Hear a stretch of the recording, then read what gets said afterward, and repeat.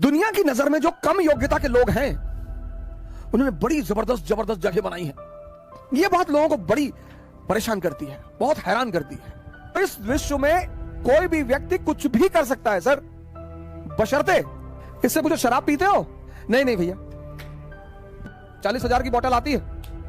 नहीं भैया, कभी कभी पी लेते हैं, होली होली में जैसे कहीं ऐसे कोई बात हो भैया तो एक आध पैक तो पी लेते हैं भैया। 99.2%, 10+2 90%।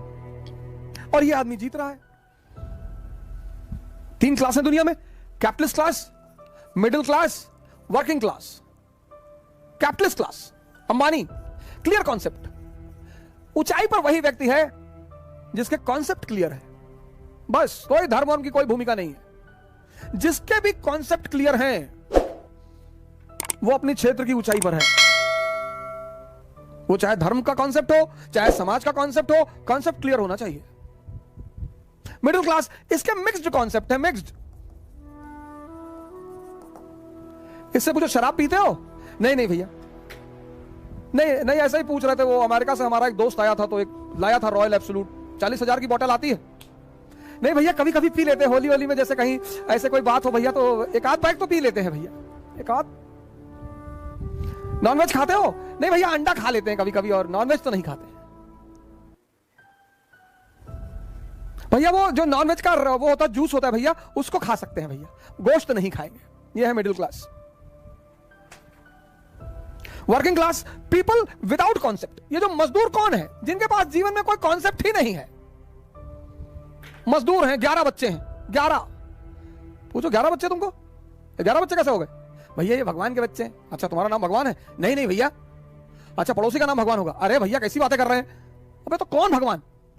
अरे भैया भगवान ये ऊपर, वो नीचे आया।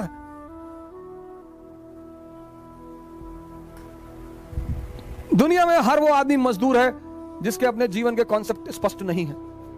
सिंपल सिद्धांत है। दुनिया में हर वो आदमी महान है जिसके अपने जीवन के कॉन्सेप्ट क्लियर है। ये करना है मतलब करना है। क्योंकि आप बाहर निकलोगे, जितने लोगों से बात करोगे उतना कंफ्यूज होते चले आओगे। हम पढ़ा सकते हैं तो इस दुनिया में कोई आदमी कुछ भी कर सकता है।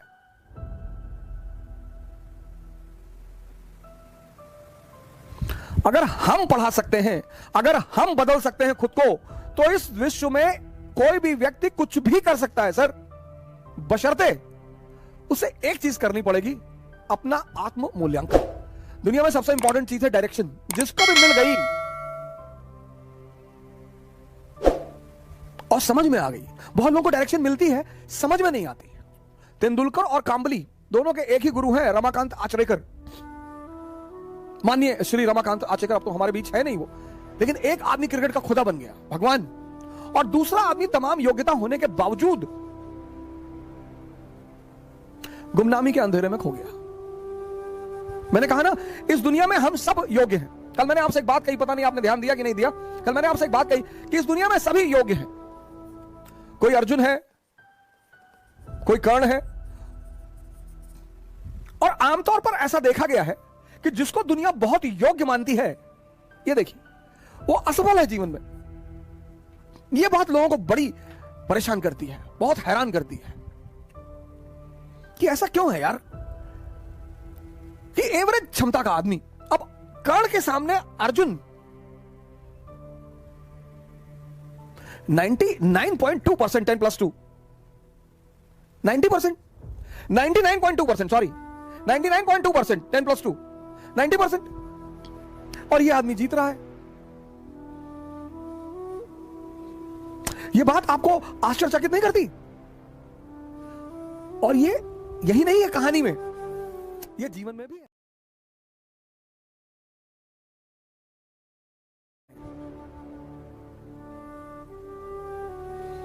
दुनिया की नजर में जो कम योग्यता के लोग हैं उन्होंने बड़ी जबरदस्त जबरदस्त जगह बनाई है।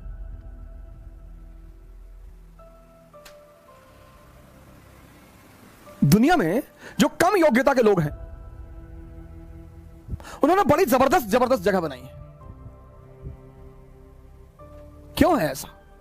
क्योंकि जो भी संदेह के सहारे चलेगा, संदेह, जिसको भी अपने कामों पे डाउट है, इसका सारथी कौन है? संदेह, मन, शल्य। इनका सारथी कौन है? चैतन्य, ये कल मैंने आपको बताया था, कॉन्शियस। पर जीवन में ये देखो कि तुम्हारा सारथी कौन है, और जीवन 100% रिस्क है। यहां मौत को छोड़कर कुछ भी कंफर्म नहीं है, और 98% लोग इस दुनिया में 98% लोग इस दुनिया में हर चीज का कंफर्मेशन चाहते हैं। बस ये परेशान है, यही परेशान है। 2% रिस्क लेते हैं, और जब ये 2% उपलब्धि की ऊंचाइयों तक पहुंच जाते हैं तो ये 98-90% अपने आप को सांत्वना देता है कि अरे भैया भाग्य, भाग्य भैया, भाग्य, भाग्य के बलि है भैया, भाग्य, भाग्य नहीं है। आशीर्वाद मैं मानता हूं परमात्मा का, भाग्य तो मैं मानता ही नहीं। मैं परमात्मा का आशीर्वाद मानता हूं कि आप कोई काम करते हो वो आपके सर पर हाथ रख देता है, तो कितना भी मुश्किल काम हो वो आसान होता चला जाता है। और आपको ऐसे कई सारे लड़के मैंने अपने टीचिंग के दौरान देखे जो आए और आते उन्होंने कहा कि सर हमें आईएएस नहीं बनना, पापा जबरदस्ती भेज दिया, हम पढ़ने आए। हम नाम नहीं लेंगे, एक यूपी कैडर के आईएएस है, मैं उनका नाम नहीं लूंगा, हमारे मित्र हैं। उन्होंने हमसे यही कहा था कि सर पापा जबरदस्ती भेज दिया, हम हाईकोर्ट में प्रैक्टिस करना चाहते थे और जब हमारा पढ़ने वढ़ने मन नहीं लगता है। हमने कहा बहुत जबरदस्त यार, बहुत बढ़िया, शाबाश, वेरी गुड। इतनी ईमानदारी है, इतनी ईमानदारी तो है कि तुम मानते हो कि मेरा पढ़ने में मन नहीं लगता। फिर एक बैग वो बंदा गायब हो गया, और हुआ क्या, अच्छा ग्रुप मिल गया, अच्छे लड़के मिल गए, अच्छे सीनियर मिल गए, और पढ़ने में मजा आने लगा, मजा आने लगा, बंदा वो काम करने लगा।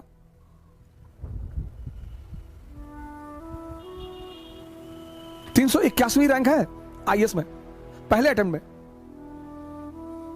381, दूसरे अटेम्प्ट में 104। मतलब पहला अटेम्प्ट में, ये नहीं कि पहला एक अटेम्प्ट में हुआ ही नहीं, दूसरे अटेम्प्ट में 381, 104। यह है परमात्मा का आशीर्वाद। मेहनत उसने किया है, लेकिन माहौल किसने दिया, संगत किसने दी? मैं कर्म के सिद्धांत पर प्रभु के आशीर्वाद को मानता हूं। भाग्य जैसी कोई चीज होती ही नहीं। भाग्य सिर्फ एक बहाना है ये 98% लोगों को अपने आप को डिफेंड करने का, ऐसा मैं मानता हूं। हो सकता है मैं गलत हूं, मैं इस बात से इनकार नहीं कर सकता, लेकिन हम जैसे लोगों को भाग्य नहीं मानना चाहिए। मिडिल क्लास के लोगों को कभी भाग्य नहीं मानना चाहिए, कभी नहीं, मानना ही नहीं चाहिए। अगर होता भी है तो भी नहीं मानना चाहिए, क्योंकि हमारे पास खोने को कुछ है ही नहीं। हमारे पास क्या था, हमारे पिताजी डाकखाने के बाबू थे, हम 2 कमरे के मकान में रहते थे, हमारे पास खोने को ही क्या था, लेकिन हमारे पास पाने को पूरी दुनिया थी।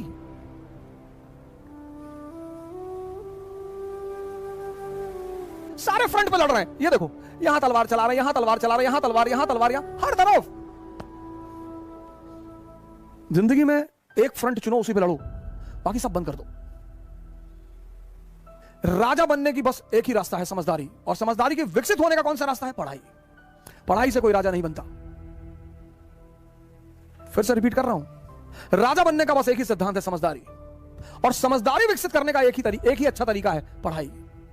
कहानी के साथ साथ मैसेज भी मिल रहा है कि हर फ्रंट पर मत लड़ो, नहीं तो तुम्हारी सारी ऊर्जा चूस ली जाएगी, निकाल ली जाएगी, खत्म हो जाओगे।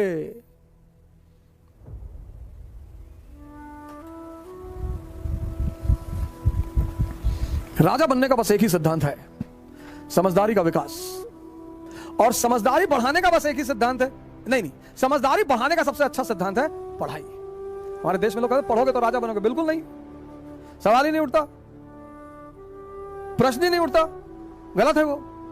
पढ़ोगे तो नौकर बन जाओगे, लेकिन हां, अगर पढ़ाई से अपनी समझदारी का विकास कर लिए तब तो राजा बनोगे।